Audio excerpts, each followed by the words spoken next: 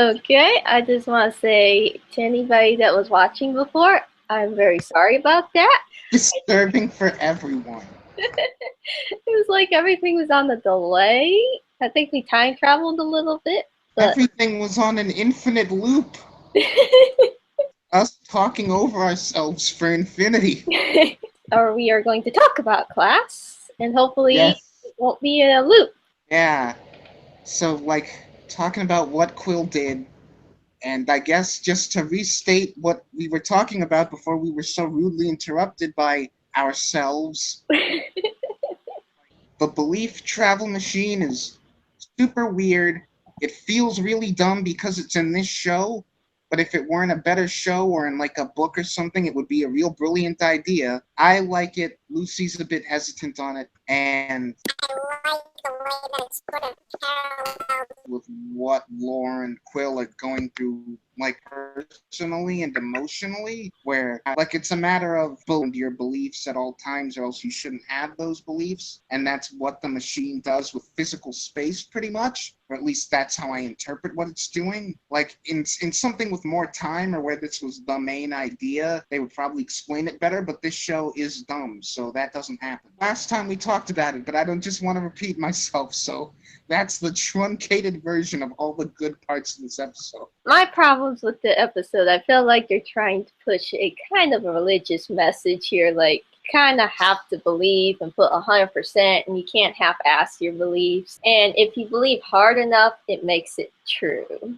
If you have a machine that can get you to where it is true. Yeah, if you can have a machine. And I guess the other thing that I liked, like just the two of their relationship. Like Eden made a note about how it felt really fast that they got like this whirlwind romance in one episode, but then when it comes time for them to like fight and kill each other over who gets to go back to reality, I actually had a moment of like, oh man, I really wish that they didn't have to do this. And the way that that scene was handled, where it's like cutting between them and the conversation and them fighting each other, that was a really well done scene. Yeah, and that was the one time where I actually thought like the splitting of the scenes. One conversation that is happening both verbally and physically. Yeah, it works for that. And I think he was trying to do that throughout the show, but this is the only time it actually, for me anyway, really worked. I feel like what they were doing throughout the rest of the show was just take two completely unrelated conversations and put them together for literally no reason. One conversation and also the immediate follow-up to that conversation spliced together with the same characters and the same conflict, so it feels natural. Mm-hmm. It's not Quill and Lore talking, cutting to whatever the heck the students are doing, and then cutting back to Quill and Lore talking again.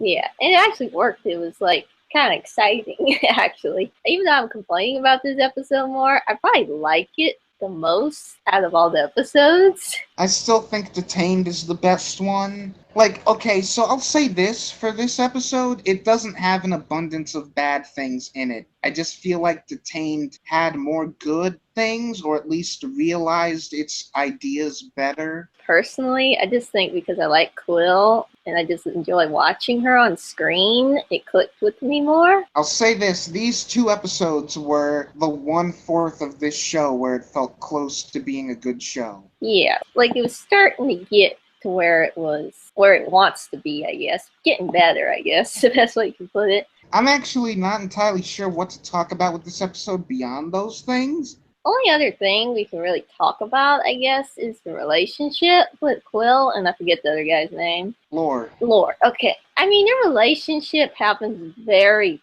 quickly, but I kind of buy it. Maybe just because they had good chemistry together. Yeah, like the actors had good chemistry. The scenes that we get up to them, like, copulating feel like natural relationship building. I, like, Eden felt that it was too rushed. I felt like for a relationship in one episode, it was about as natural as it could have done. In one episode, these guys feel more natural than April and Ram ever do throughout the whole show. Yeah, that is bad.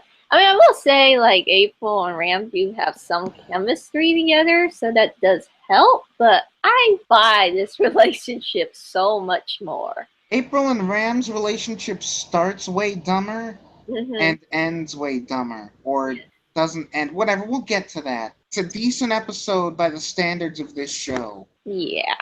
which is damning it with faint praise, but One part I wanted to talk about before we were done here. She grabs a hold of one of the souls, and somehow that ages her. I thought just being there is supposed to age her a little bit. I was confused with that scene twice, and I still don't understand why doing that ages her. Yeah, I mean, before the lady, she said that time passes differently here.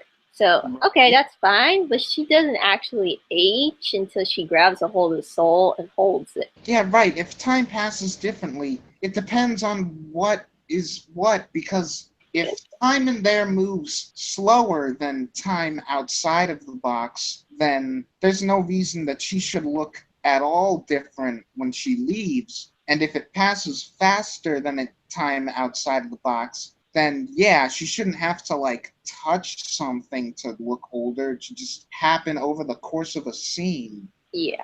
And I mean, the only reason that is there is for the pregnancy because she only ages like 5 months, like going Yeah, by her hair and everything. like I suppose I don't know if it's a good sign when the most you have to say about an episode is what works, but I don't know, it feels kind of weird. This episode doesn't feel all that great even though I only have good things to say about it for the most part. Does that make any sense? Yeah, because I've been kind of struggling with that with Doctor Who this season, and it's kind of the same thing here. It's like I really don't have anything bad to say about it. It's just like didn't really do anything for me that much. How you've been feeling throughout the whole series 10, I can understand.